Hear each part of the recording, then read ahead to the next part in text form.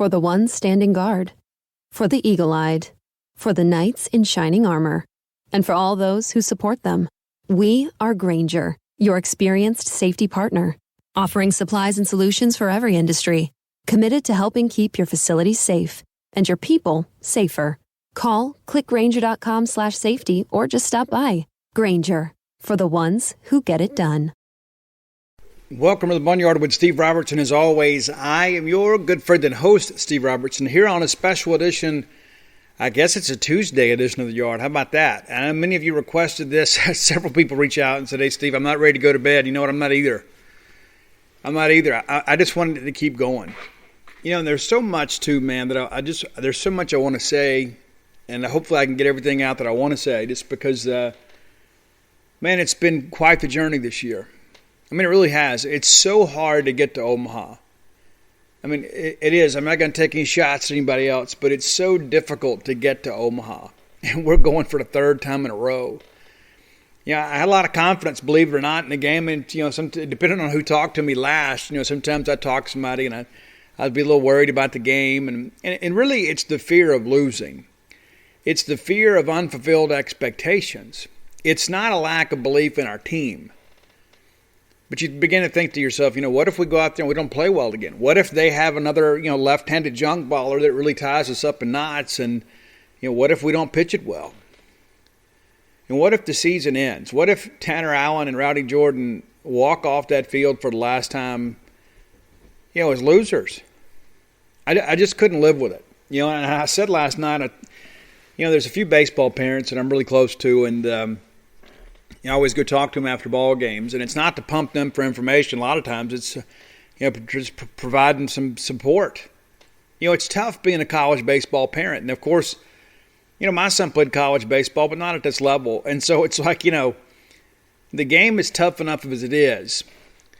And then when you add on all the other things that go with it, you know, sometimes a guy makes a bad grade on a test, his girlfriend breaks up with him, or, you know, people are riding him on social media. And so it's just a difficult deal because you work so hard and you invest so much as a baseball parent in your kid's success, and you want them to always be a fan favorite, and that's just not how life works. It should work that way, I mean, because they are our guys. And there's a few things that I want to share with you guys a little bit later in the show, some things that maybe you don't know that you need to know. It's important. There are some things that I have kind of kept from you. I'm not going to get into names or anything, but I'm just going to kind of explain some things to you about your baseball team, some things that happened this year that you're unaware of. And I know many of you are going to be thinking, you know what, now I feel a little guilty for sending that tweet now or making that Facebook post. And I take it so personally because, you know, these baseball parents become like part of our families. They really do. They are part of our family. I mean, that's the same reason that John and Stacy Mangum still come to games. It's because they're part of our family. You know, John didn't go to school here. Stacy didn't go to school here. Jake went to school here. Jake's not playing ball here anymore, but the Mangums continue to show up when there's a big weekend. There they are. Saw John here just a couple ball games ago. There's John all decked out in his state stuff again. And so there is a fraternity there with our baseball parents. And, you know, you go on the road a lot and you get to see these folks, and you know, I think a lot of times they're just happy to see a familiar face. And I had so many of them come up tonight with tears in their eyes. And you begin to realize that it's so much more than just a game. And it feels so good to win for all of us. And it's because we invest so much of ourselves in this. And it becomes our identity in many respects. You know, it's a living for me. You know, Mississippi State's playing well. You know what? The website does really well. You know, we sell more books. More people listen to the podcast, you know, and so, yeah, I mean, I'm kind of financially invested in all this, but at the same time, too, there's a bigger picture here. I've been a Mississippi State fan my whole life. You know, I sat there as a kid, cried my eyes out when Miami beat us back in '85, knowing that Will Clark and Rafael Palmeiro would never wear the uniform again. And when you guys, you know, back in 2013, all of a sudden, you know, we get hot late and we're playing for a national championship. You know, that summer, my kid Ani was playing for the Mississippi Stars, and we worked out a great deal with his coach because they had another Ole Miss kid that played second base. So we would play the game opposite Mississippi State so we could get our game in and then go watch the Bulldogs play. It's one of the greatest summers of my life.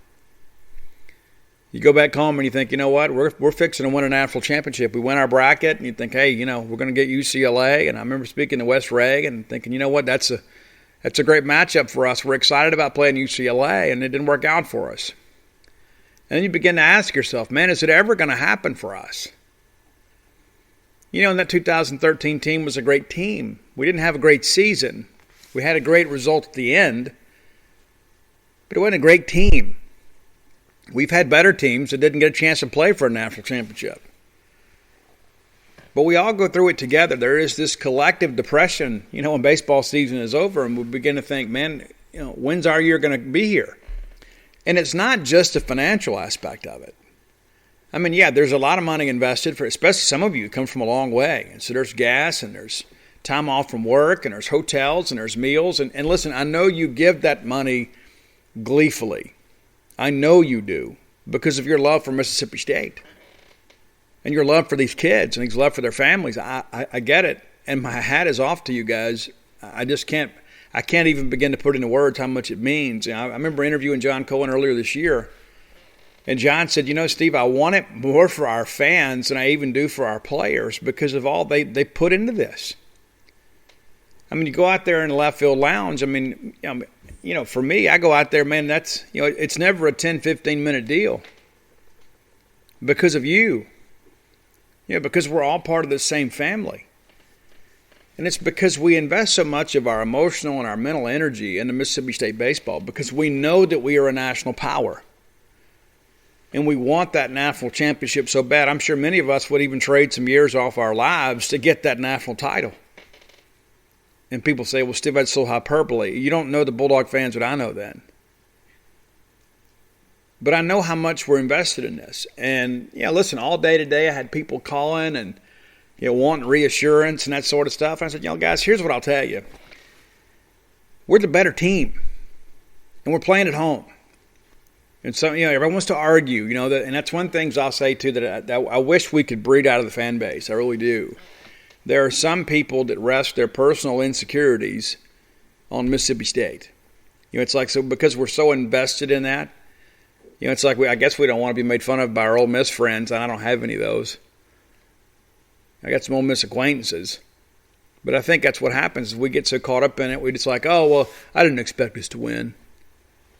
And you may not have expected us to win, but you hope we would win. And maybe that's a self-defense mechanism. You know, maybe we've been disappointed so many times, it's just easier to kind of distance ourselves a little bit and act like we don't care, but we do care. We care more than people can possibly understand. And so we get in this ball game tonight, and I'll be honest with you, I was a little bit nervous the whole way, all throughout the day. I'm thinking, you know, it's one of those things where the fear of losing exceeds the joy of winning. It's like, you know, how could we get to this point and have a chance to get to Omaha? I mean, you know, we've talked about on this show all year long, this is an Omaha team. And now it's no longer a team that has Omaha potential. It's a team that's punched its ticket to go to Omaha. And so it's kind of a surreal feeling. But, man, it's been such a grind this year. I want to go through a couple things with you real quick here before we get into recapping the ball game. And there are things that we forget sometimes, you know, as we begin to work through all this, and it's just insane. You know, I mean, I talked to Rowdy in the post game, and you know, I talked to Greg James, Cam James' dad, talked to Cam James, and it's just, you know, man, you just want to get emotional. I just want it so bad for these kids, man. I do, and I hate to even call them kids. I just want them so bad for these players because I know what they've been through this year, and there's a lot of it you don't know about. I'm going to share some of it with you today. But it's incredible to think about, you know, you enter the year, you know, people forget. I mean, Landon Jordan quit the team. You know, Landon was our third baseman, was actually playing pretty well over there. In order to keep Cam James, you know, bat in the lineup, we had to move him over there. And the next thing you know, Lane Forsythe's playing before he's ready. But defensively down the stretch, he's been outstanding. Had a couple big hits for us here over the weekend. But, you know, when I begin to look at this thing and I begin to think, you know, Man, nothing has come easy for us this year. Nothing has come easy for us this year. There's some years you look at and say, we've just been head and shoulders better than this group of teams, and we just went out there and dominated them, but that hadn't been the case. We worried all fall about where the power was going to come from. We didn't have Westberg and Vasquez, so we knew that's 20, 25 home runs right there that's gone. Got to be replaced by somebody else. We got it done. We knew we had some very young and talented pitchers, but none of those guys had pitched in the SEC. I remember talking about that on this show. I told people, listen, I liked our pitching staff better than Ole Miss, and people thought I was crazy.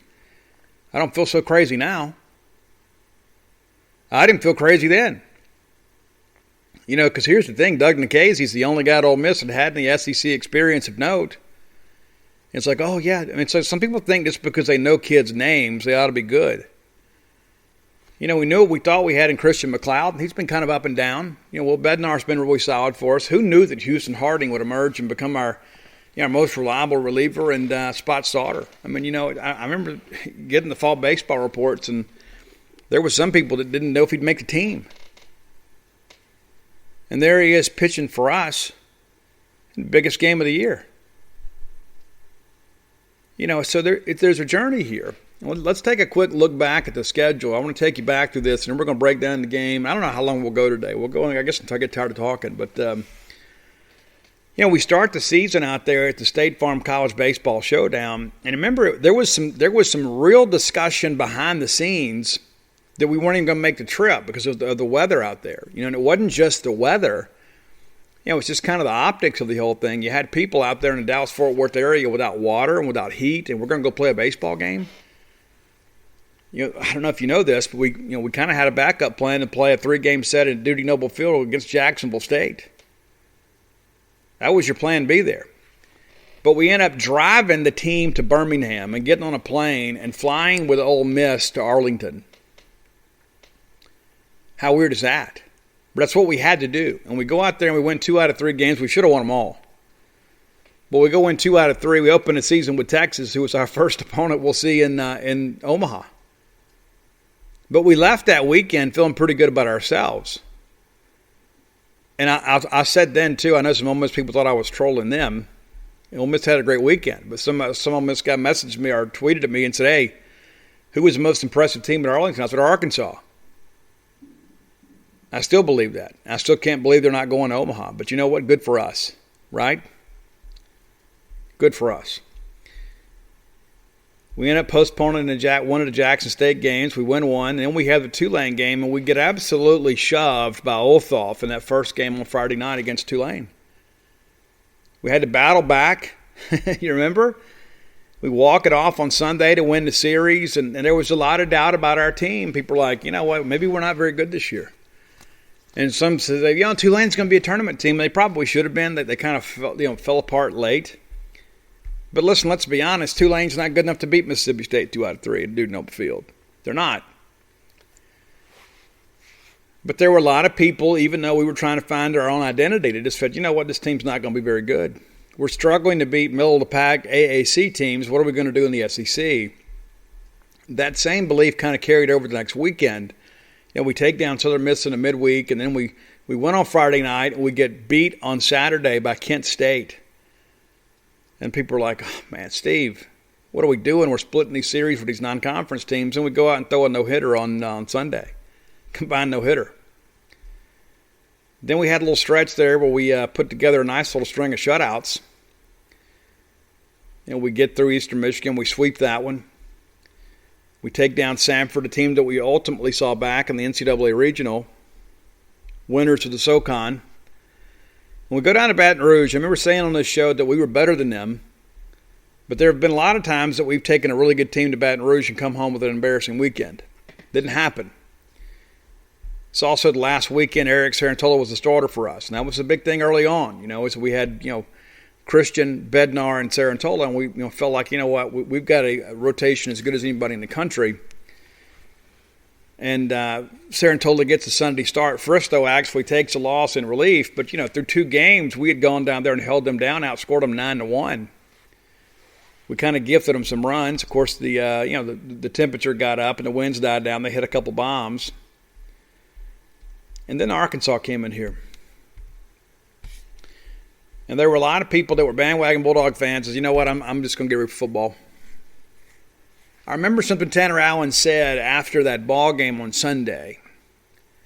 And listen, TA is a guy is very emotional, and there are times he does kind of wear his feelings on his sleeves. I mean, he's a guy that's very, very dialed in. But man, he loves this baseball program. He loves all of you. Man, he was embarrassed.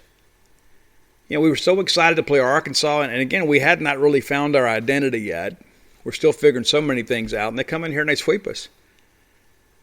And he said something that stuck with me, because you know what, man, 2018, we swept those guys. You look up at the end of the year, they're playing for a national championship. And you know what? Arkansas sweeps us this year, and they're not even going to play in Omaha. It's a long season, and a lot happens over the course of that season. And people wondered, we're already out of the SEC race 2 weekends in. It wasn't true.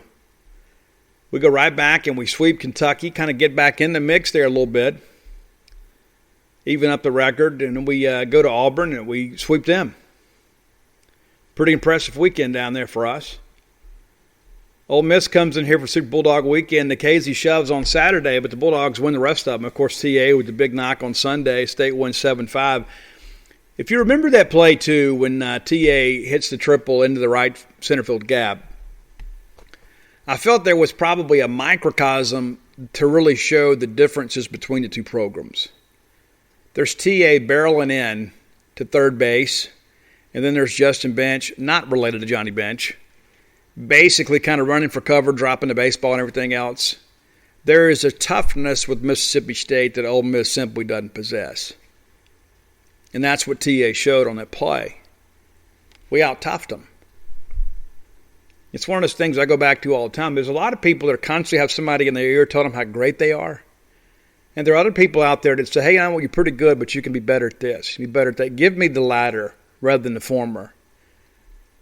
The biggest difference between Mississippi State and Ole Miss is we always feel like we have something to prove. They feel like they've already made it. And now we're going to Omaha for the 12th time. They're going to be watching us again.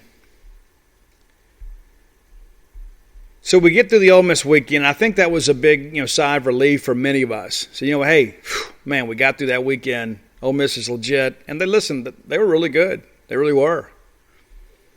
We go to Vanderbilt thinking, okay, we got to go get one. We do, but we kind of give away that Sunday game, right? And that's the thing, too. You go through a ball game and you don't score the last 7 or 8 innings, you generally lose. That's what happened for us. We had some chance to get some big hits early, but I think we left there thinking we can play with these guys. So we're growing up a little bit.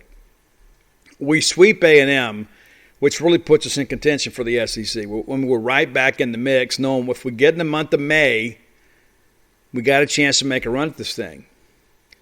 We go to South Carolina, and we've won the first 2 games in really in dominant fashion. And then we get into Sunday, and we have a 3-2 lead in the 9th, and we blow it. And we lose that ball game in extra innings. And, again, that's a Sunday game that we give away there. Really kind of turned things around for South Carolina, too. And then we're thinking, hey, man, we got this thing figured out. We just need to go, sweep these last couple of series, maybe go 4-2, which we do go 4-2. Not the way we wanted, though. We lose 2 out of 3 to Missouri. Got absolutely embarrassed on Sunday, 16-8. It was Houston Harding's first SEC start, and I hated it for him because he is such a competitor. He could have pitched better than that. We could have fielded better than that. We could have hit better than that. But the bottom line is it was just one of those complete breakdowns. You have those sometimes in baseball. We go to Alabama thinking, you know what? If we go win that series, we're going to be a top 8 national seed. If we sweep it, it kind of removes all doubt. But there was still a lot of trepidation. A lot of people kept trying to tell us, we hadn't proven enough, and that Missouri nonsense kind of lingered along for a while as a talking point. Mississippi State's really good, but they lost to Missouri. And it's incredible. Other teams have bad weekends too, but it's almost like people were rooting against us.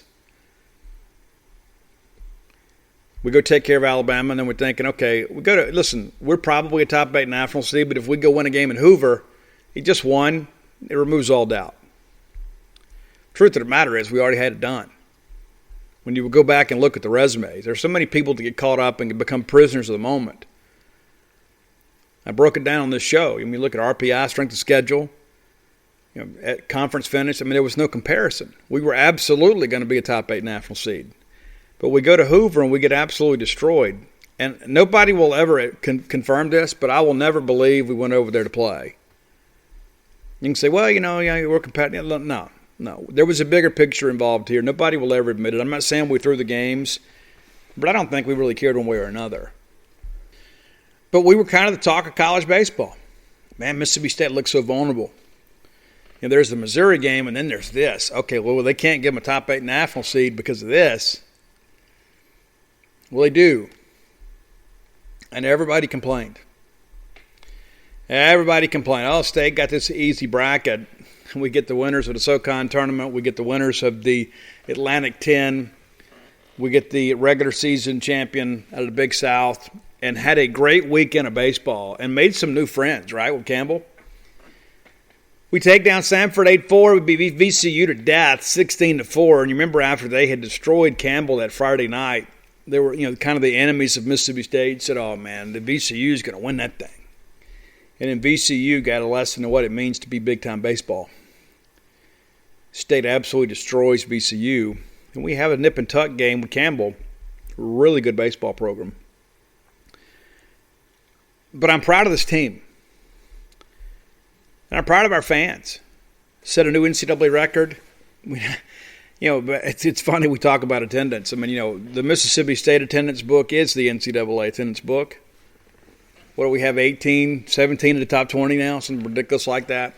Every well-attended super regional has taken place at Duty Noble Field.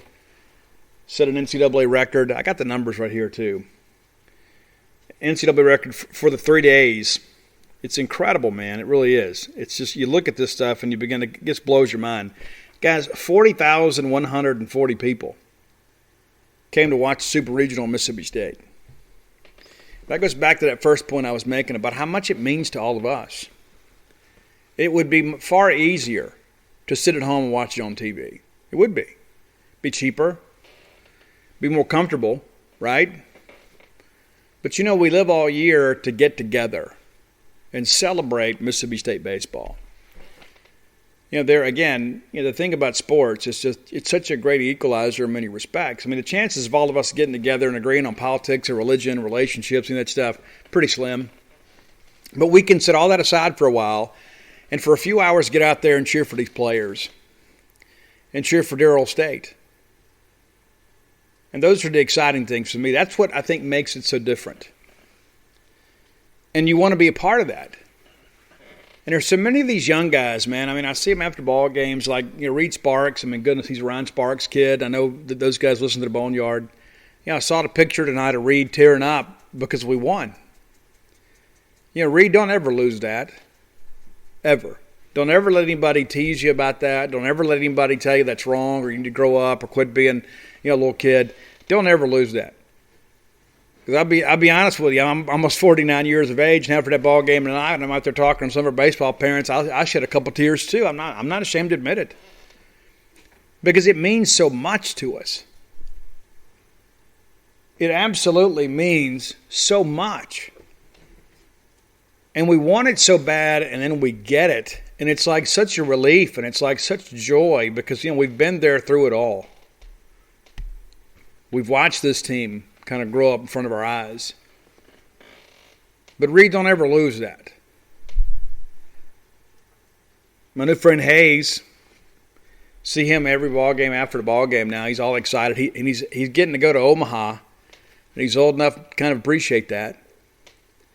I promised him when we get there, I said, when we get to TD Ameritrade, have your mom message me, and we're going to get together and take our picture together at Omaha. And I began to think about these young guys, and I began to think about what does it mean long term. I remember being their age and a little bit older, and seeing Mississippi State go play in Omaha in '85. We didn't get to go; we watched it on TV, but it was the biggest thing ever because it was our team, our guys, playing for a national championship. We're competing. We're among the best teams in the country. And you just want it so bad, but it's one of those things, it was so few and far between. We get to Omaha, and it's like, we lose all these guys, and you begin to think to yourself, what's going to happen next? I still think about that team. It's John Scott and Frank Davis and Gator Thiessen, and Clark, Palmero, Van Cleve, Thigpen, Rourke McDonald. You run your whole way through it, and these young men become older men, but in our minds, they're always those guys wearing them over us. And it matters to us. And I think about now, this next generation of young Bulldog fans, look at what they've been able to see. Look at how far our program has come. Look how much we have grown and matured. They're getting to see the new Duty Noble Field. They're going to grow up and be accustomed to that. The crown jewel of college baseball, right here in their own backyard. They got to see Jake Mangum run everything out. Doesn't matter if it was a tapper back to the pitcher. He ran it out to first base wide open every single time. It's the Mangum effect. You see a guy go up there looking to go backside. It's the Mangum effect. They got to see Brent Rooker win a Triple Crown. And they've seen their Bulldogs now go to Omaha 3 straight times. You go back and think about this too. Supers in 13, Supers in 16, 17, 18, 19, and 2021. So the expectation is, Mississippi State, we expect to go to Omaha. It's not, the rarity that it once was. When I was a kid and we went, it was like, oh, we finally make it. Now the expectation is to go every year. And I asked Chris Lemonis about that in postgame. When Chris signed up for this job, he understood, Chris, it wasn't going to be, let's make a regional deal. And maybe perhaps at Indiana, maybe that's their goal. But here, the goal is not just to get to Omaha. Our goal is to win Omaha. Our goal is to win a national championship. As John Cohen said the day we hired him away from Kentucky, we've been to Omaha. Just getting to Omaha is not enough anymore. And I don't know, maybe Chris Lemonis didn't fully appreciate that initially, and I think he's learned. One of the very first fall scrimmages, he goes out there, and there's 1,000 people up there to watch a fall scrimmage. And he's like, is this normal? What? These people come watch? Yeah, people come watch, Chris, because this is what we do. And I think he has understood that. It's like, this is what makes Mississippi State different. Because we're all so invested in this. The fact that people would leave their homes on a Sunday and come out there and watch a fall baseball scrimmage and a game that's not going to go in the paper, it's because they want to be familiar with the team. They could be at home watching NFL football, but they'd rather go out there and watch Mississippi State play a scrimmage game. They'd rather watch Mississippi State practice, than watch the New Orleans Saints play. It makes us different.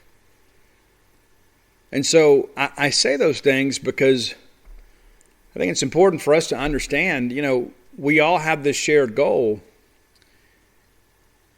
And we're also committed to each other because I don't just want it for me. I want it for you guys too. I want us to all be able to say, you know what? We were kings at a college baseball mountain. And maybe it only happens once. But I can't wait for it to happen. It was one of those things many times all year long we all talked about it. There's not a dominant team in college baseball. And yes, Arkansas was pretty much wire to wire during the SEC season as number one.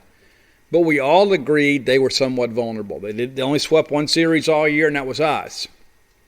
And you knew at some point they'd run into some pitching. I thought it would be at Omaha. I didn't think it would be at Baum, as we've talked about earlier this week. But it did. And so our arch nemesis, our recent burr in the saddle, is out of the tournament. It's crazy to think about. And so now we're going to Omaha, and you look at this field, and we're going to look at that a little bit later in the show. It's like, who in there do you look at and say, hey, this team is a definite loss for us? There's really not anybody.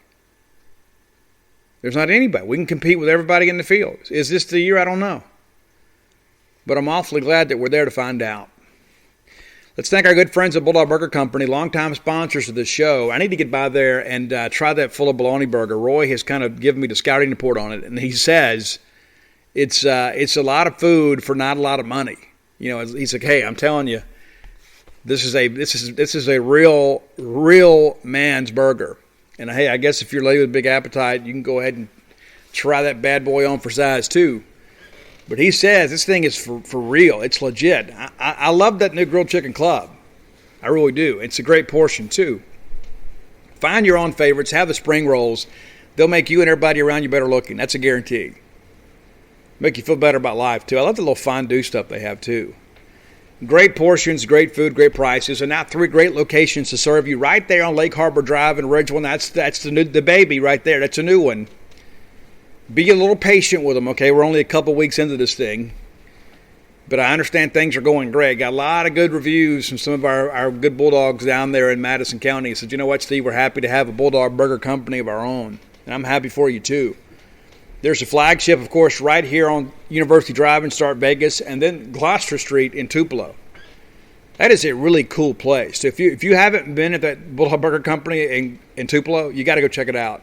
Even if you're a Starkville guy or gal, when you're in Tupelo, you think, well, you know, I can eat Bulldog Burger whenever I want. Go check it out. I'm telling you, it'll be worth it. I'm sure you got a friend over there, too, that can meet you. Bulldog Burger Company, the place where people go to meet. MEAT. So let's run this ball game down. Let's relive it once again, right? It was a great game. It was a great game, and some wild things happened. You know, we had some discussions on Twitter about who should start. I thought about starting Landon Sims. I don't make out the lineup card, but I'm thinking, you know what? We got to make sure we get our best guy out there. We managed it really well, you know, because Houston Harding went out there and shoved for us and did a good job. And we're able to kind of bridge the gap there. Stone Simmons kind of got beat up a little bit. But, you know, if he'd had a shutdown inning, maybe you go one more. But let's just kind of get in here and break this thing down. You know, I was happy that it was Houston because I was thinking, you know what, we don't want to throw Sims too early and burn him because if Notre Dame makes a comeback late, you know, who can we depend on to kind of shut them down? That's a big moment. And it's not just about getting the outs. I mean, it's like the expectations. I mean, the reality of it is like, hey, we get out of this inning, we're going to Omaha. Well, nobody on your pitching staff's ever been in that situation before. And who's the most mentally tough guy on the staff? I think we'd all agree it's probably Landon Sims, maybe Will Bednar, but Landon Sims is the guy, right? I mean, it's the guy we all trust. So we did a good job. We did. Houston comes out, does a good job. We get a ground out early, and then we give up a tank to go down 1-0. And there were a few groans in the crowd, but listen, everybody kind of hung in there with us. We give up the walk, and then we strike out Kavadas looking, and that was big. I mean, every time he came up, of course, he was kind of public enemy number one because of some of the comments he made. And it looked to me like Notre Dame had the same jerseys they owned yesterday. It's like they only brought 2. You know, maybe that was a coaching thing. Let's just bring 2 uniforms because we're going to go down there and take care of business in 2 games and come back. Yeah, hope you get ringworm. So, anyway, you get Kavadas looking and we get putts to ground out and we force a guy at second. And I thought the crowd really responded well. Yeah, we gave up the 1 run, but coming off the field, I think our crowd's like, hey, you know what, we're good. Hey, that's fine. We'll settle in. We'll be good. Well, we absolutely did, and we got going pretty quick. You know, Rowdy hits an absolute bullet to third, and man, the dadgum playing surface got him again, right? No. It's not the playing surface. And I, to be honest with you, I get a little irritated with people saying that. It's the velo. When you're used to playing other teams, right, that maybe aren't as talented as Mississippi State, the speed of the game is a little bit slower. You know, and here's the thing, too, that I think gets lost in translation. Sometimes it's like we feel like we're playing a video game. And so, like, the AI is kind of scripted to work against us. Listen, Notre Dame is not a machine. Notre Dame is a team of individuals that are human beings. There is not a single player on that team that had been in a situation they were in tonight. They had never been 1 win away from Omaha at any point. It's a new experience. And I've talked about on the show, the 27 outs needed, the final 27 to get to Omaha are the most difficult outs you get all year. And nobody on the Notre Dame roster had ever experienced that. We had several guys in Mississippi State that at least been on the roster. And, of course, TA and Rowdy know what it takes to win a super regional. So in that respect, you know, it's better. You know, we had the actual big game experience. And to me, I think that's a huge advantage. It's huge. There's an intensity level in these super regionals that the casual fan doesn't fully appreciate. And I think until you've been there as a player, You don't understand what it takes. Baseball's a long game, man. You got to get 27 outs, and they're going to fight you every step of the way. And so Rowdy comes out there and hits that bullet to third, and the guy doesn't field it well. It wasn't a playing surface. It was the player, and it was the moment. The moment's a little bit too big. The game always finds you. When you're not ready, the game finds you. It's like the ball is like seeing, all-knowing and all-seeing. Hey, this guy's not ready. And what happens? Rowdy hits an absolute missile over there, and the guy can't make the play. T.A. then flies out, good at bat there, and then Cam James with an infield single, and it was a really nice play. I mean, it really was. That ball, like it was destined for left field. They make a sliding stop there, a diving stop, but there's no play to be had. And then Luke gets a single, and Luke has struggled a little bit with these lefties. I'm sure he's happy to see some right-handed pitching here next couple of weeks. But, Luke comes through right there and takes the left-hander into right field, drives in the tying run. Logan Tanner then grounds out, and DeBrule grounds out, and pretty efficient there. But I'll share with you, too, it just looked like to me that Mercer had, kind of a hitch in his giddy-up. It didn't look right. His velo wasn't as advertised, and it looked like that he was short-arming everything. It's like he had his funky delivery. And Link Jarrett said in postgame that he knew 3 pitches in that things weren't right with Mercer. I don't say that to praise me. I'm just saying that there was clearly he wasn't at his best. And again, I think the moment is often too big for these guys.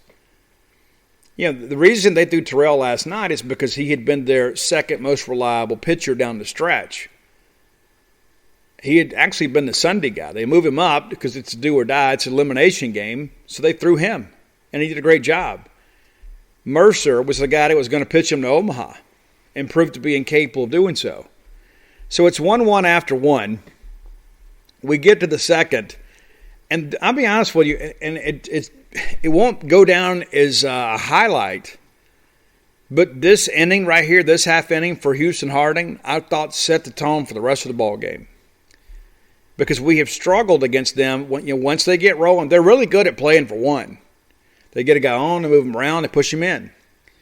We go out there and get a 1-2-3 inning. 1-2-3 inning, and really efficient with the pitches.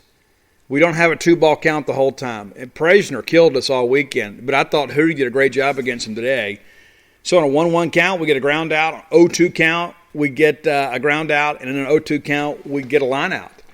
So on schedule, 1-2-3 inning. We're back in the dugout. We're swinging again.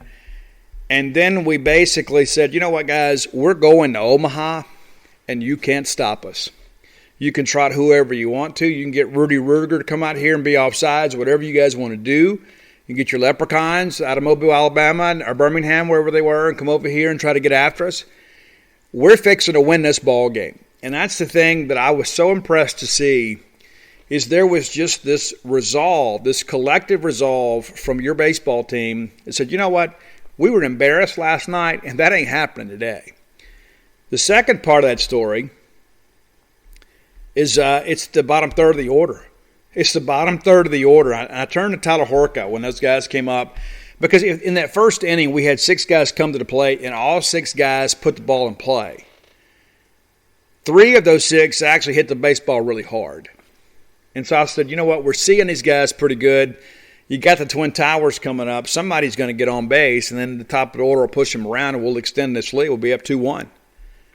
Well, I guess my expectations are a little meager. So Brad Cumbest, who had a great weekend for us, a great weekend. 0-2 pitch, he rips a single in right field. They walked Callum Clark, and he really battled there too. I mean, it wasn't like, okay, it's a 4-pitch walk. I mean, he had to kind of see some balls that were borderline pitches and got a good look at them, took them down. Now there's first and second. We're beginning to think, okay, Forsyth's got to try to get a bunt down here. We don't get the bunt down, but it works out even better for us because we end up getting a walk there. We work back from a 1-2 count, and we get the walk to load the bases. And so here we are, the bottom third of the order. All 3 of these guys get on. And now it's bases loaded for the top of the order with nobody out. And so you felt like we're at least going to get a run or 2 here. We're going to do some damage. Maybe we get a couple sack flies, whatever. We can kind of push this thing along. We pushed it along all right. Rowdy then, it's a fielder's choice. The run scores. They forced Forsythe at second. They could not get Rowdy to turn to the double play. Rowdy gets down the line pretty well.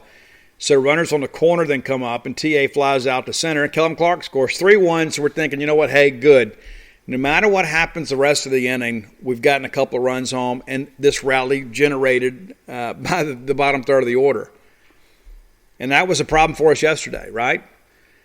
So then it's amazing how life just kind of works for you here. Rowdy then takes second, and then Cam James singles in the left, chases him home, and it's a full count. And listen, and Cam's had some tough luck on full counts. He didn't wait around. Next thing you know, he's still second. I didn't think it was close. They walk Hancock. We're moving the inning along here. And now we're just kind of operating with house money. We've already got 3 runs home in the inning. And then Logan Tanner gets behind an account and hits a 3-run bomb left center. It's 7-1 at this point. 7-1. And I think everybody figured out, you know what, this pitcher in the ball game, Rowell, he was so nervous and uncomfortable out there. I mean, he kept stepping off the mound, walking around out there. The moment, too big for him. Simply too big for him. And it showed. He didn't want to pitch. I turned to Tyler Horka just a couple pitches in. I said, he's finished. I need this kid's finished. He didn't want to pitch. He wants to get out of there. And I'm sure all of you saw the same things I was seeing. And it's just in his body language and his countenance. He wasn't ready to compete. And again, until you've been in that situation, you can't fully appreciate it. So then DeBrule rips a single on a full count. They go ahead and take Rowell out and bring in Simon, who was throwing 97.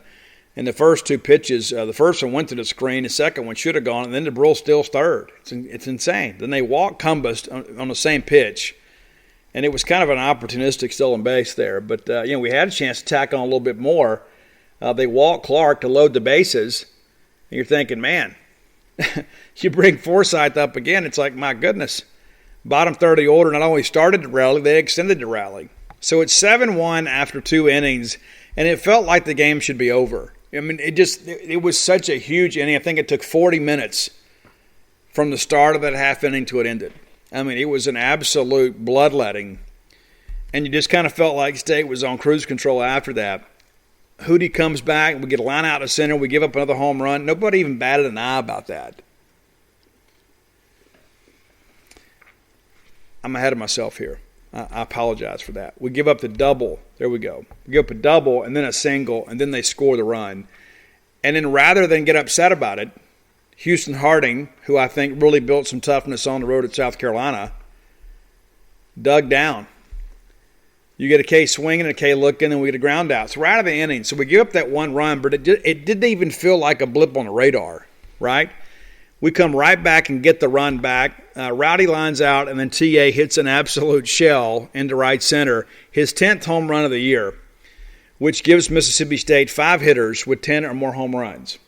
Now, you may recall there has been a lot of fun poked about this, about Yancey Porter's post about, we got a bunch of little guys or whatever.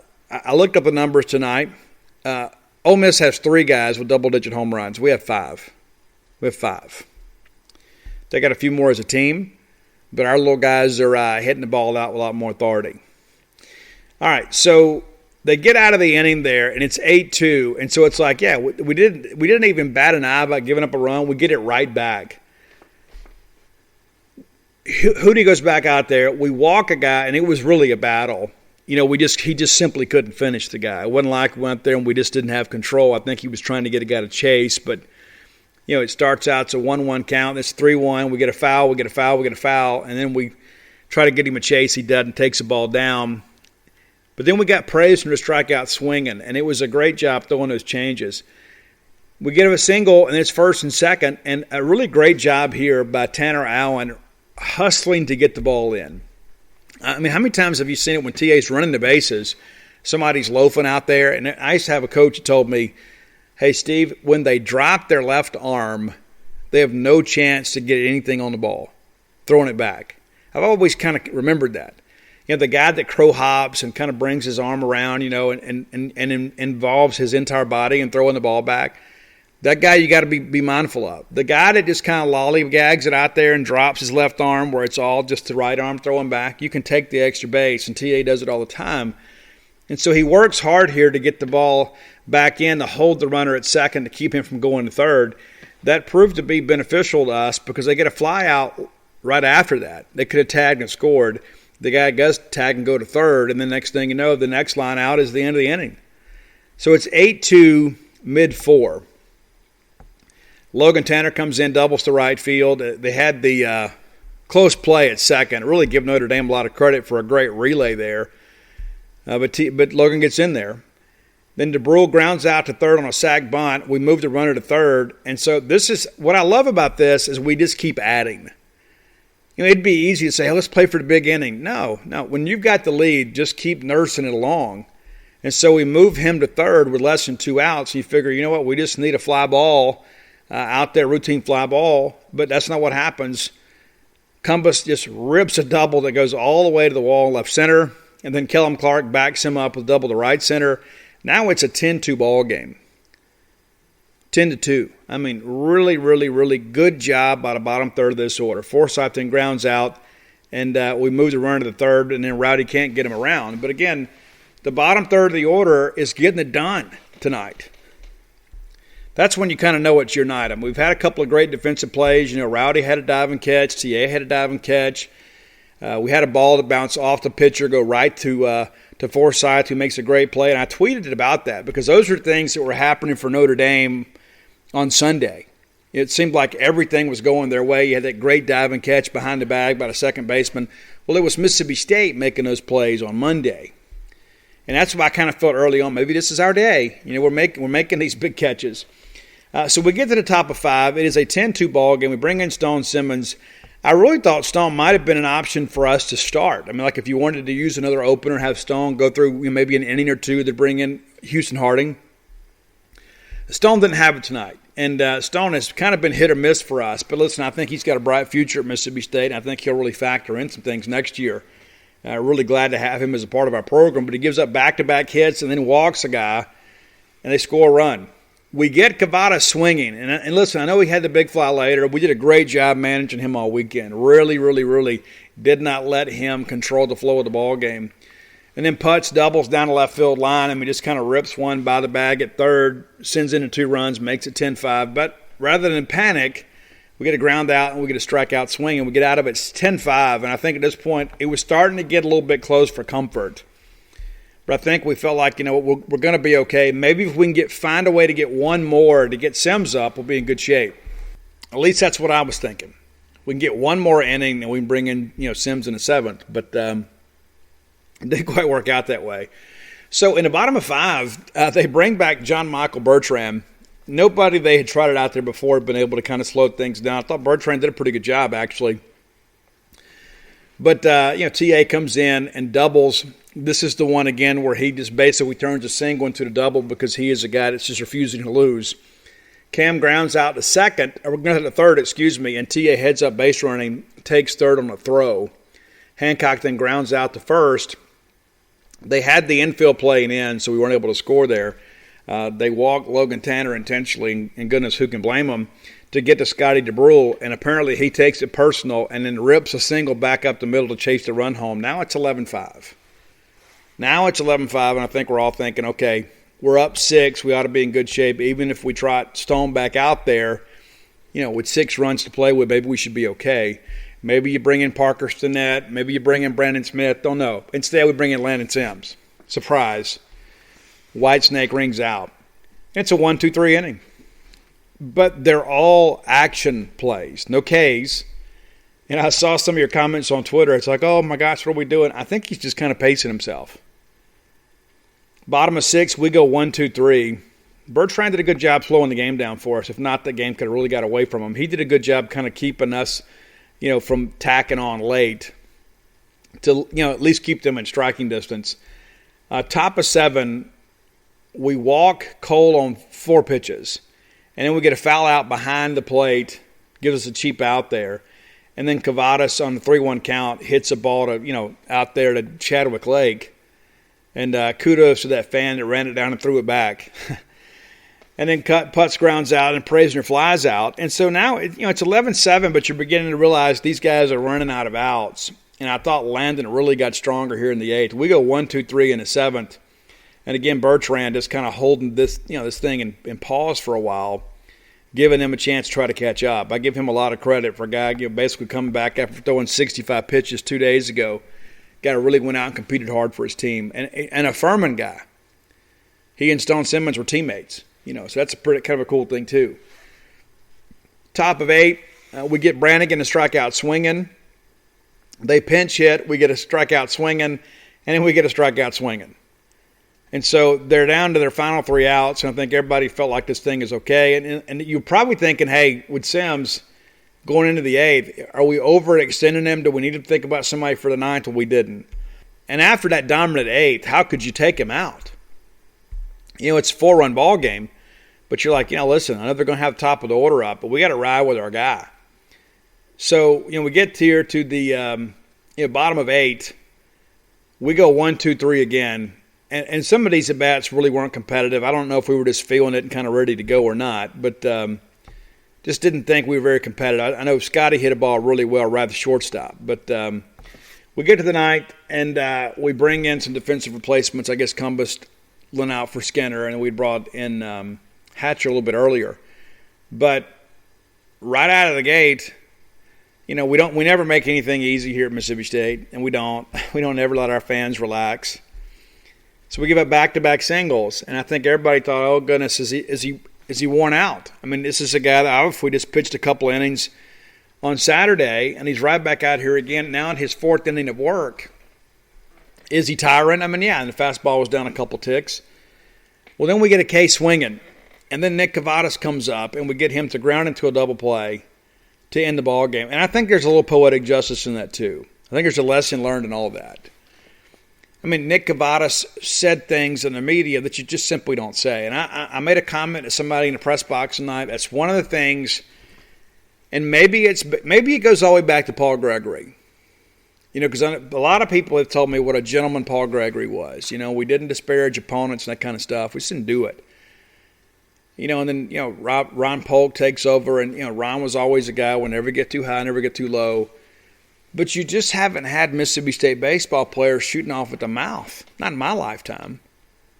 Maybe that was the case under Duty Noble. I don't know, but I like to think not. I think we have always, for the most part, kind of approached this as a gentleman's game. And I couldn't believe some of the comments, and not just from some of the players. I mean, some of the coach, even Link Jarrett. I mean, it's like even tonight in postgame. I mean, basically, we're taking a shot at the NCAA Tournament Selection Committee. Here's the thing, and I've said it on the show before. Notre Dame did not deserve a top 8 national seed. I don't care how many times you say it. It's not true. Oh, we deserve it. You can say it a million times. When you cancel your non-conference games to basically skew your conference schedule in your favor, because everybody else is out there having to use arms and exert themselves to go win a non-conference game, and you go look at some of the teams in the ACC. Some of those teams are playing SEC teams in midweek. And so Notre Dame basically says, no, we're not going to play midweek games. We're going to save all our arms for the weekend. And then we've won the ACC. So the ACC champ usually gets top 8, so you got to give us one too. No. And I commend the committee for not bowing to that nonsense and that pressure. It would set a very dangerous precedent for the future. To say, you know what, hey, if that's the case, if I'm Vanderbilt, and I've got, bullpen out there of some kids are going to school for free. They really, can really bring it. Why do I want to go play Memphis in the midweek? Why do I want to go play Louisiana Tech in the midweek? I'll just save on my arms and go win an SEC championship, and I think it sets a bad precedent. And so Notre Dame didn't deserve it. You can go back and look at the RPI, the strength of schedule, everything you want to. There was not a measurable of the Final Four teams that favored Notre Dame. 0. Mississippi State was easily, of those 4, the most qualified to be a top 8, which is why we're 7. Now, if you want to argue that maybe Texas Tech didn't deserve it over Stanford, I can probably get down with that. And with the gift of hindsight, Stanford has kind of proven that because they went to Lubbock and beat them. But of the 4 teams that were in contention, Notre Dame had the weakest resume of the 4. And a lot of that is because they didn't play non-conference opponents. And their RPI is kind of inflated because of the fact, how many times do we go play an RPI team that's 150, right? And so that brings you down a spot or two. So if I can just save all my big arms for ACC competition, which are going to be higher RPI games, your resume is going to be a little bit flimsy. It just doesn't have the total package. And so they continued to kind of whine about that, even in the postgame. Oh, we should have played this game at home. There was no chance of Mississippi State going to Notre Dame as a pairing for a super regional. Now, if you want to say, you know what, maybe we deserve to get in there over Texas Tech, that's probably a better argument, but it's still the wrong argument. Notre Dame did it to themselves. And so, yeah, you had to come down here and play in front of the most passionate fan base. His words, not mine, even though I agree with them. You had to get on the plane and come down here and play against a team that has the most raucous environment in all of college baseball. 40,000. You get a record. You get to be a part of history. But you did it to yourself. And there's so much of that, too. And I laugh at the Notre Dame media. Nobody wanted to talk about the game. It was amazing. You just played the biggest game in Notre Dame baseball since 2002. Right? Last time they went to Omaha and Boneyard. So in nearly 20 years, you haven't had a really meaningful game like this. You're one win away from Omaha, and we want to talk about next year. We want to talk about how special the year was.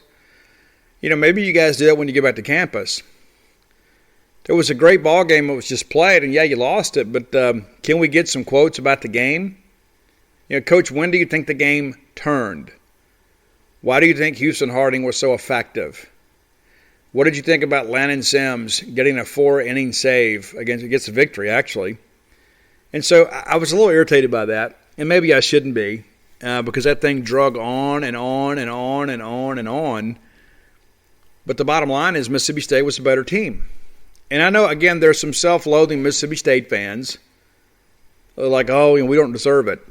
It's like, I guess it's one of those things, too. It kind of hinges on the whole disappointment. We know we expected any turn to be disappointed. So we want to make it look like that we were prepared for it. And listen, that Notre Dame lineup had more length than us yesterday. It didn't today because of the fact you got contributions from Brad Cumbus and Kellum Clark, Lane Forsythe. When that happens, we're going to be difficult to beat no matter who we play. And so let's accept it for what it is. I think that they're still going to let us go play in Hoover even though we went 0-2. They'll let us go play in Omaha even though we went 0-2 in Hoover. I don't think there's going to be some committee somewhere that says, wait a minute now. You're letting Mississippi State come to Omaha? They got 10-run ruled in Hoover. Nobody cares about that anymore. And you know what? Nobody cares about that sweep from Arkansas. Nobody cares about that Sunday loss to Missouri either. None of that means anything anymore because your team made it insignificant. Because the big picture is going and playing for a national championship. That's our goal. Our goal is not just to get to Omaha. Our goal is to go win the whole thing. A little bit later in the show, we're going to talk about the path to get to the national championship final.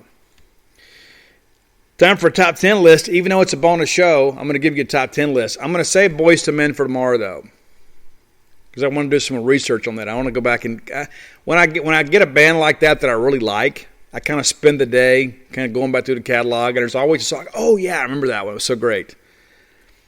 So I wanted to do top 10 today, songs of the season. How about that? Songs of baseball season. Like when I hear these songs, they remind me of being at Dudy Noble Field this year. This list is brought to you by the fine folks at johnnypacker.com. And updates, they've got those blue light glasses now. If you're like me, you sit behind a computer all the time, you probably need those. You can find those on the johnnypacker.com website. There's great frames on there, a lot of cool ones on there. If you're looking for sunglasses, and you should be because it's really sunny out these days, there were a lot of people at Dudy Noble Field that wish they had sunglasses this past weekend. So send them to johnnypacker.com. And a portion of each purchase goes directly to the Cystic Fibrosis Foundation. You guys know I'm very, very, very supportive of that cause. John himself his struggle with CF his entire life, and is having a normal life now. Has some lung function that is manageable, and is able to live life. And so he's trying to give back to help other people have an even higher quality of life, and by doing it by selling these sunglasses. And so again, it's johnnypacker.com. Use promo code Boneyard to save 10%. And if you pull up some frames and they say sold out, don't panic. Send them an email. They'll get them for you anyway. Because you guys are buying so many sunglasses, sometimes it's difficult to kind of keep the quantities updated. But don't panic. Just send them the email. They'll get you taken care of. Again, it's johnnypacker.com. So top 10 list, songs of the season. No honorable mentions. I just wanted to jump into this because some of these songs are important to me for other reasons. Some of them, are walkouts, and they're songs that are, there's some nostalgia, whatever. We've got so many people that are so incredibly jealous of Mississippi State, and they want to tear us down at every turn. It's like they're not nearly as good as us, and I know these Ole Miss people want to compare themselves to us, and I get it. Ole Miss is not good at sports. And so they look down the road here and they say, man, look at those guys. Look at those little guys down there in Starkville. We've got these beer league softball players up here that could probably beat them up in a wrestling match or something. So why are they beating us 16 out of 19 times? Why are they going to Omaha? We've been one time in 50 years. I mean, those guys are going for the fourth time in less than a decade. What's going on? And so this one's for them. It is the classic song from Ugly Kid Joe, and this goes right back to you guys and on the Ole Miss side that don't understand your place in the baseball pecking order. We're the daddies here, okay? And so the song is I Hate Everything About You. You. Number 9, this is one that they play at Duty Noble. I'd never heard the song, and they play it in pregame. And I disagree with it, even though it's a great song. It's Beer Never Broke My Heart. Well, Beer broke my heart, but it's still a really cool song. And I like the part where he says diamond rings and football teams have torn this boy apart. We've all been there, right? That's from Luke Combs. Number 8 on the list, another country song that they played during pregame. Didn't know it, heard it so many times. Like, this song's pretty cool. It's a song called Crash and Burn by Thomas Rhett. I don't know much about Thomas Rhett. Apparently he's got a lot of hits because his list on Apple Music, The Essentials, is pretty lengthy. But that's a pretty cool track. Number 7, and I'm so glad we did this. We're not going to go with the remix. You can find the remix on YouTube. Drew Walker sent it to me. But it's Black Dog by Led Zeppelin. That was kind of our entrance song this year. That great little remix there. I think it's absolutely outstanding. But Black Dog from Led Zeppelin, which has the greatest opening line in the history of music. Hey, hey, mama, said the way you move, gonna make you sweat, gonna make you groove. All right, number 6. Many of you would have this higher on your list because of your love for Landon Sims. And I love Landon Sims, not just because he is a dominant closer, but because he clearly has great taste in music. But it's Still the Night by Whitesnake. I joked with him the other night. He made that the most popular song in Mississippi again. So thank you, Landon. Number 5, the song that kind of got me into Hardy, and I love it, man. I listen to Hardy all day today on the way to the ball game. I changed it a little bit, but I listen to unapologetically country and redneck and all that stuff today. But it's the song No Place Like Hometown that is Luke Hancock's walkout song. I had never heard Hardy that I know of until this year, and I absolutely love Hardy. I do, and the fact that he's a Bulldog fan makes me love him that much more, and he's a guy from Mississippi. And so I can't help but like it, and I love his music. I think his writing is incredible, and hope to meet Hardy someday. Number 4, I had to kind of grow to this one, but I'll tell you one of the reasons I like this one is because Tyler Horka and Brian Haddad had a little bit of a routine to this. Now, not a dance routine because neither one of those guys can dance. Not that you'd want to see it anyway. But there's like a little thing they did, and it's Nightcrawler by Travis Scott. That's Rowdy Jordan's walk-up. And I need to ask Rowdy, he's had the same walk-up all 4 years. I got to know the story behind this. Number 3, and I was so glad we got to hear it a couple times tonight because the NCAA is not supposed to do walk-ups, but we had Small Town USA from Justin Moore. That's TA's walkout. And it's exciting, man, because it's like Jake Mangum's walkout was kind of our thing for a couple years, right? And I think that's kind of been this year, Tanner Allen, SEC Player of the Year. He's our guy. He and Rowdy are our guys. But I think, that's one that small town USA kind of typifies who we are. And I think there's so many of us that kind of identify with that with TA. So that's number 3. Number 2, and I'm sure Roy will have to find a cover of it, but it's Friends in Low Places. And I have so enjoyed doing that thing with you guys on Twitter. It just kind of started on a whim. I've done the Friends in Low Places thing for a few years now. And people now message me and say, Steve, hey, could you include our city this week when the next time that you do the Friends in Low Places thing? And I'm like, happy to do it. And I guess Tiplerville, I put that in there. And then I met some people from Tiplerville, and they're like, hey, thanks for doing that. And then every time I do it, there's always somebody that says, I don't know right where that is. It's so great. So, again, a lot of it, too, is just me having some pride in our home. I love being from Mississippi. I love being from small-town Mississippi. There's a lot of values in our state that that I hold with you guys. I share, and so I think being from small town is a big part of that. So Friends in Low Places, that's a Garth Brooks track. Garth's not on iTunes, so I don't know what Roy will come up with, but number 1, man, and this is something that I actually fussed about a few months back, that we didn't have this song on the pregame or playlist. But we played it tonight after the game was over, and it's Omaha by the Counting Crows. And I'll probably listen to that song 100 times between now and Sunday. I can't wait to go. I would leave tomorrow if I could. I got stuff I got to do around here first. But, I can't wait to go. I absolutely cannot wait to get to Omaha. And maybe it means a little more this year because of what we lost last year. We didn't get the College World Series, and there was so much craziness that went on with all that stuff. And we had a really good team last year. Chances are if they'd held it last year, we'd have gone again. I don't know if we'd get TA and Rowdy back in a regular year, but the bottom line is, we're going for the 3rd straight time for the first time in program history. Clark and Palmero didn't do that. Jake and Rooker didn't do that. But TA and Rowdy have. And I think that's their legacy, and they're not done writing it yet. So that's top 10 list. You have an idea for top 10 list, reach out, let me know. And a reminder, we'll do Boys to Men. And I don't know what all we're going to talk about, but we'll do Boys to Men, probably do some recruiting stuff, but we'll do Boys to Men tomorrow night. All right, next segment of the show, we're going to talk about the bracket brought to you by Campus Bookmart. Listen, I've got a couple of those shirts now. I got the maroon Superdog shirt for myself. I got the gray one for another family member, and I got one of the regional shirts for a family member. Those shirts, they're going to have Omaha shirts too. You might as well get ready for that. I can promise you Kathy Brown has already had, things that have gone through license and they're ready to go. They will have those things right away. So if you're going to be looking for Omaha shirts, you can find them at campusbookmart.net. I would encourage you, if you're in the area, to just go by and pick them up because those are going to go very quickly. But as soon as that thing hits the website, and you need to be following them on social media, you'll see what I'm talking about. They'll have those College World Series shirts ready to go. So go check it out. Get the Superdog shirts, get the regional shirts, get the whole shooting match, right? It's a special year. We're going to Omaha. But go to campusbookmart.net and use promo code BSR, which stands for Beautiful Steve Robertson. And that gets you free shipping on all orders over $50. Any order less than $50, absolutely incomplete. Again, it's campusbookmart.net. But if you're in town, go by and see the lovely, talented Susie and tell her that I sent you. Stan and Man will be there too, and Miss Kathy. All right, so let's look at the bracket now.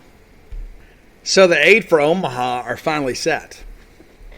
And we're one of those 8. How cool is that, right? Yeah, that's right. We're one of the 8. We deserve to be. That's why you come to Mississippi State to go to Omaha, right? Okay, so bracket 1, that is not us. That's Vanderbilt, Arizona, Stanford, NC State. So that bracket is going to open play on Saturday, June the 19th. Let me check my calendar to make sure that's correct because I get busy, man. Sometimes I forget what day it is. But, yes, that is Saturday, June 19th. I believe these are all listed as Eastern time. Let me double-check that to be sure. It's because you guys get all upset with me when it's not right. But so that looks to be the case. So the first game of the weekend, and I'm going to do my best to be there on Saturday. I'm probably going to leave on Friday. supposed to have a book signing. It was supposed to be Thursday, and then they're talking about doing it on Friday, and so probably not going to make that happen. But we'll make the date up. So, but the first ball game is going to be Stanford and NC State. That's your first game on Saturday. The second game is Arizona versus Vanderbilt. That's will be your nightcap. And then they will turn around on 2 days later rather than the next day. And that's the thing, too, about this schedule. It's a little bit different. I don't think people fully appreciate is you've got time. You can bring your number one guy back because of the way the bracket's set up. There, you get some rest in this thing. It's not like a regular 4-game regional. So they're going to be back 2 days later to play those game twos. Now, what does that mean kind of moving forward? I don't know. I don't know what that means for us. I know that this stupid bracket keeps closing when I open it. I've opened it like 3 times. So the 21st, the loser's bracket game will be the afternoon game, and then the winner's bracket game will be at night.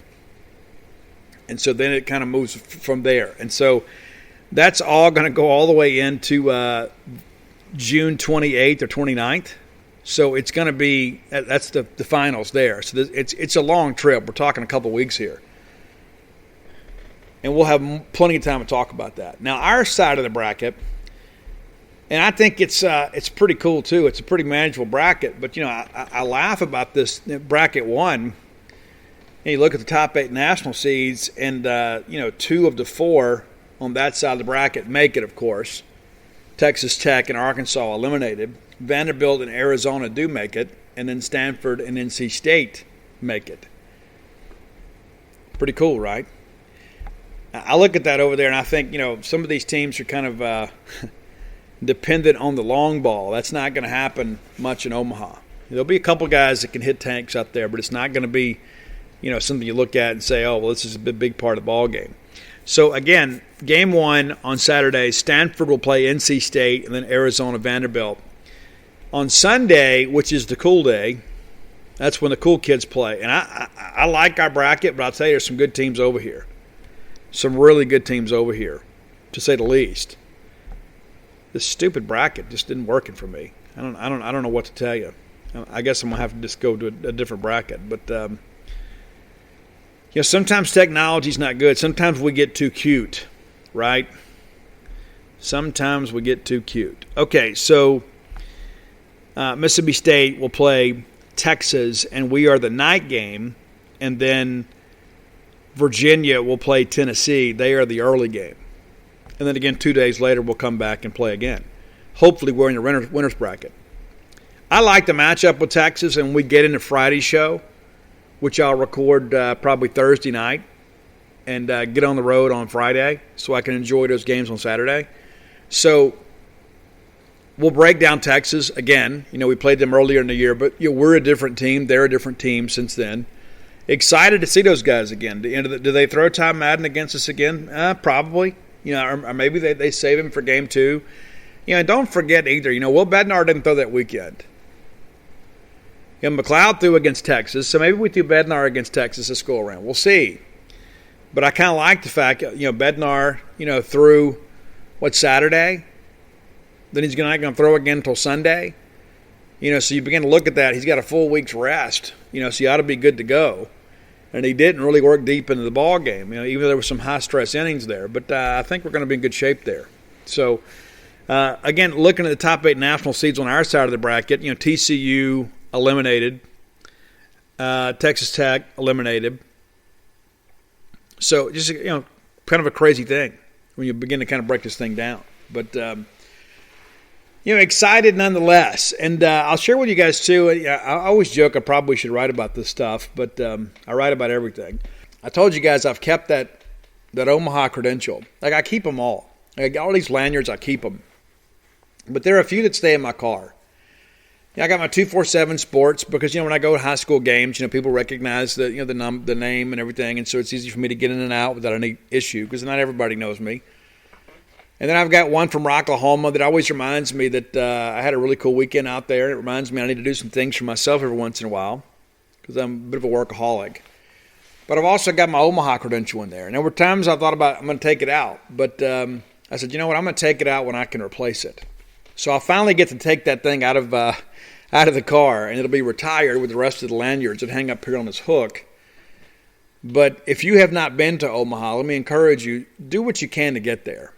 And listen, I know it's like, man, it's so expensive, and it's summertime, we got this going on. Man, you owe it to yourself, even if it's just for a game.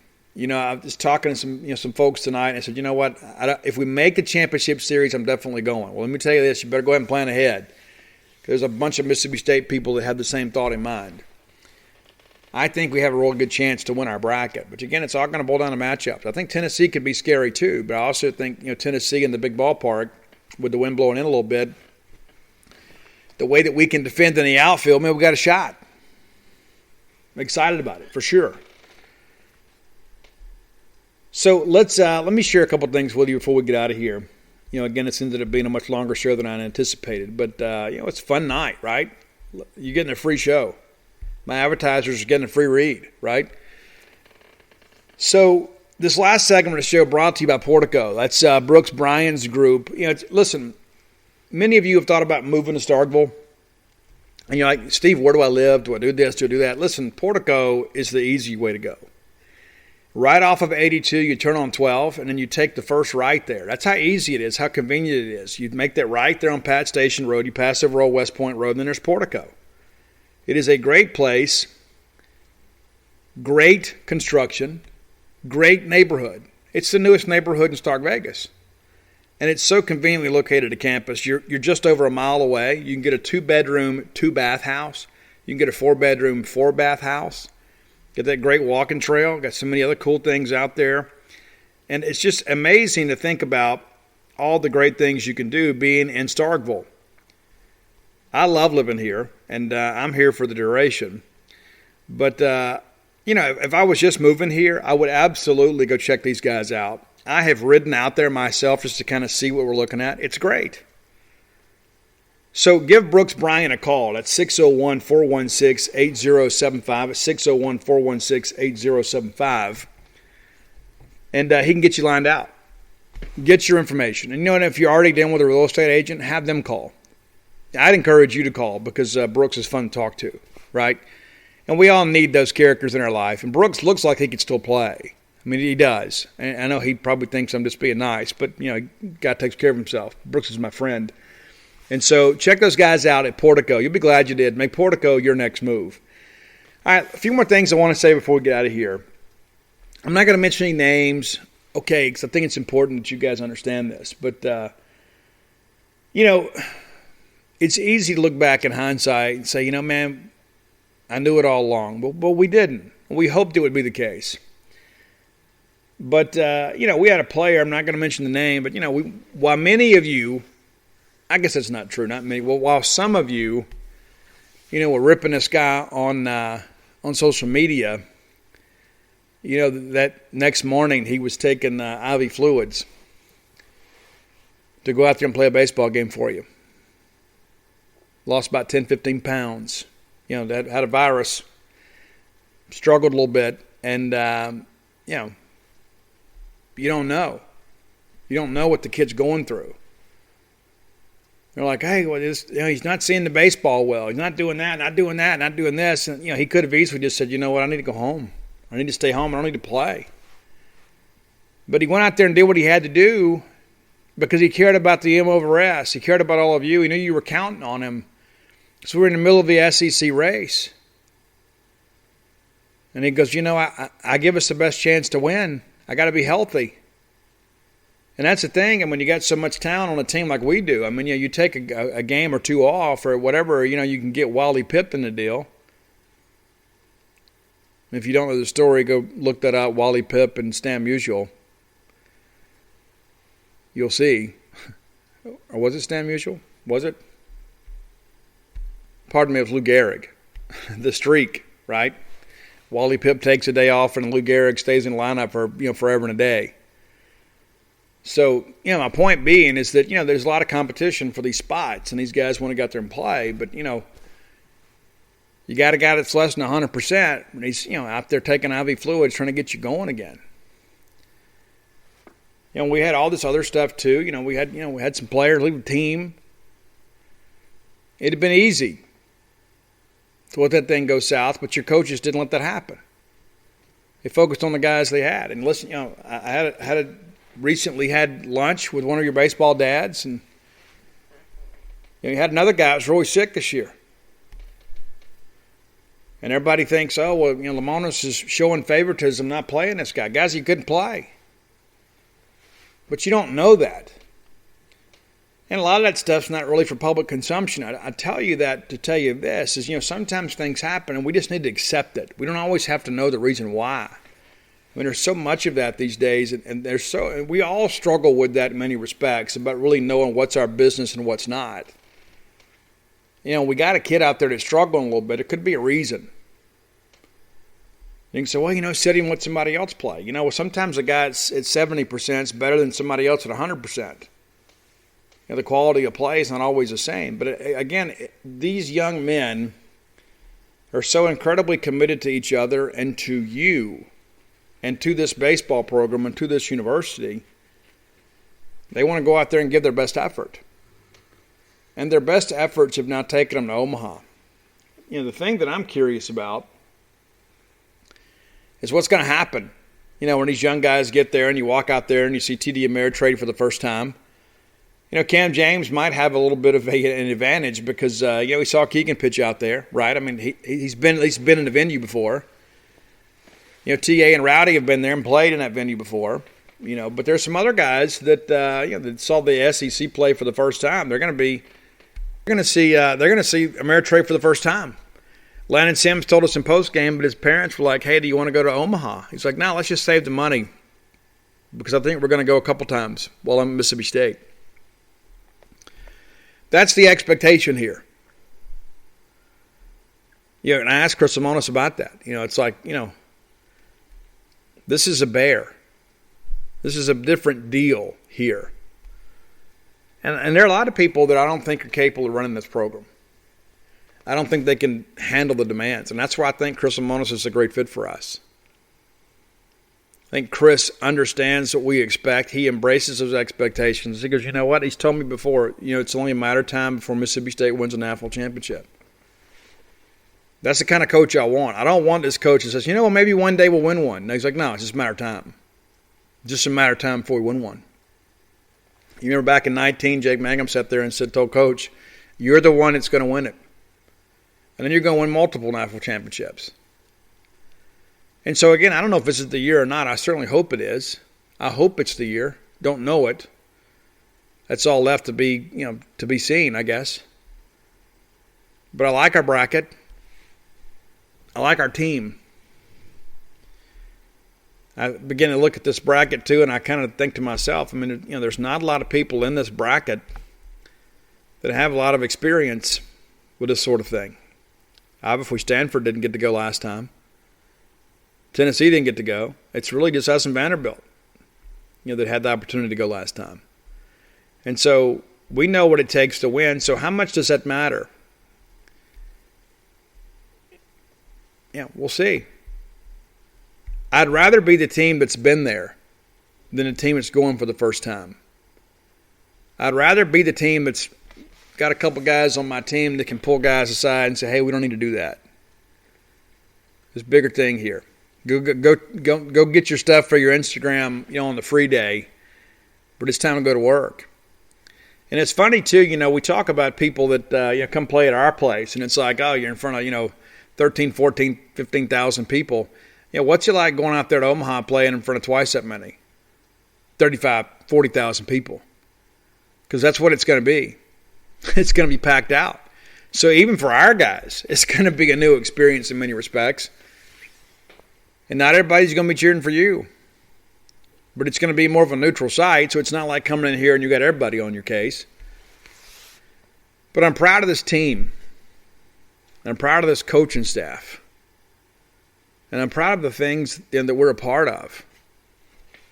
And so, when people say, you know what, we deserve it. We do. We do deserve it. Nobody's given us anything. Nobody. We've earned every bit of it. And these last few minutes I want to share with you too. It's like I get a little nostalgic when we go. And I think I shared with you guys before about Dave Murray. Dave and I were there last time, and Dave kneels down and gets a Gatorade cup full of red dirt from Mississippi State dugout. He looked at me and chin quivered a little bit, and he goes, Steve, you never know when it's your last time. And I'll share with you guys too. I was so confident about us winning the ball game on Monday. I requested mine and Dave's credentials before I left the house. I went ahead and did it. I also reached out to our folks at 247 and said, hey, listen, I know you normally do these recruiting graphics, but I need something special.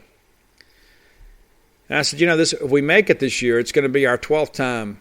So give me a graphic that says dog dozen and has the M/S on it. And then I give them all the years we've gone to Omaha, because not only did I want to celebrate this year, I wanted to celebrate every year we've gone. Yeah, I'm a bit of a baseball historian here, Mississippi State baseball historian, and I'm so proud of those teams too. I'm proud of this legacy that we have, this tradition that we've built. We've gone to Omaha a dozen times. I'll always be proud of that. I'm going to be awfully proud when we win it the first time, and the second time, and the third time, and the fourth time. I am. But I got those things done because I don't believe in jinxes, but also believe in our team. And I felt really confident we would find a way to win a ball game, and we did. And I'm pretty confident we're going to go down there to Omaha and have a good showing. I honestly feel like that, probably the bracket's going to be more difficult than the finals if we can happen to get there. I like us more in the best 2 out of 3 than I do in that 14 bracket, because we get in the losers bracket. It could be awfully interesting pitching-wise. But I think the fact that Houston Harding has really stepped up and solidified himself, now he's the third guy. I think you throw him in Omaha. And I meant to ask him in postgame, and I forgot. But in pregame, after he took his final warm-up toss, he went to every infielder, and he pointed at him, and he said something. He went to every guy in the infield. And that's some real leadership. And that's a guy that's a senior, but it's also a guy, too, that's working for a job for you. He didn't get the win, but we don't win without him. Phenomenal job by Houston Harding, a guy that's dreamed of this moment forever and a day. And so this is a guy, too, for much of the year, was working in midweek, and he was doing some middle relief, and then here he is starting the game that sends us to Omaha. And it was so crazy, too. We're all on Twitter, and everybody's like, who we starting?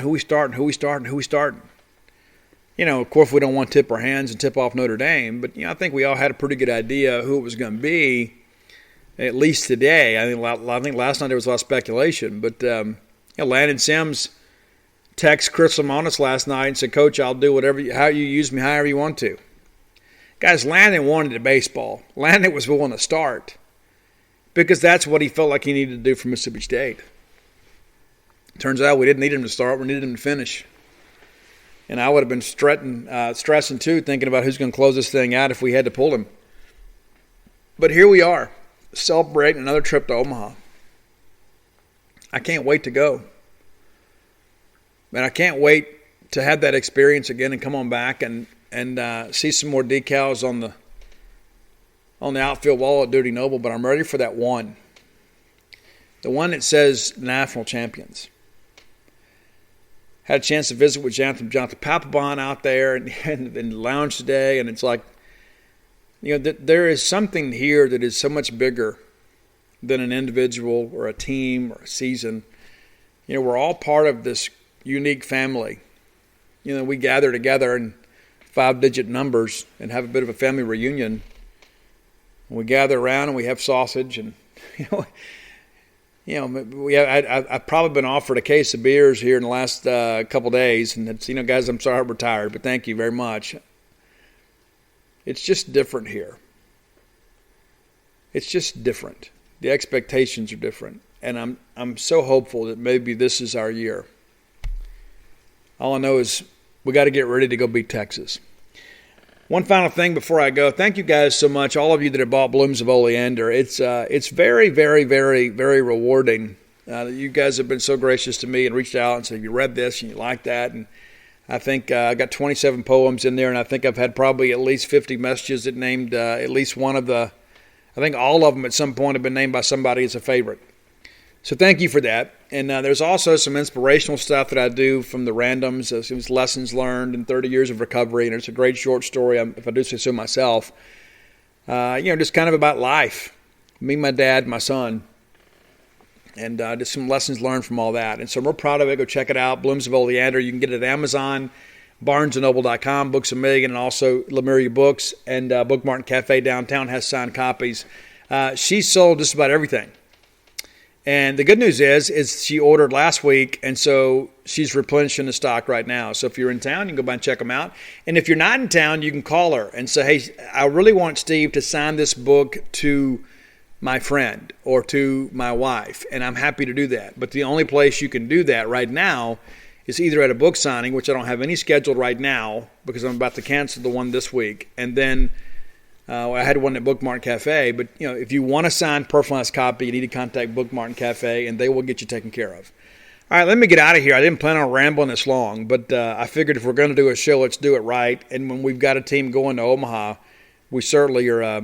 They're certainly deserving of the extra effort. I'm going to go get some rest. I feel like I haven't slept in about a week. And so if I'm not on the message boards or on Twitter early in the morning, don't freak out and think that I've flown the coop. I'm just trying to get a little rest. So listen, we'll see you guys soon. And again, thanks so much for your support of the Boneyard. But until next time, let's all live our lives in a way we make more friends than enemies, and people can see a difference in the way we live. Nobody builds 5G like Verizon builds 5G. Because we're the engineers who built the most reliable network in America. And the more you do with 5G, the more building it right matters. The more your network matters. The more Verizon engineers going the extra mile matters. It's us pushing us. It's Verizon versus Verizon. 5G built right from America's most reliable network. Most reliable based on rankings from RootMetrics second half 2020 U.S. report of 3 mobile networks. Results may vary. Award is not an endorsement. If you have a family relying on your income, you need life insurance. But finding the best quote shouldn't take a lifetime. That's where Policy Genius comes in. In minutes, Policy Genius could save you 50% or more simply by comparing quotes from America's top insurers. Once you apply, the Policy Genius team handles all the paperwork and red tape. To save on life insurance and get protection for you and your family, head to policygenius.com today.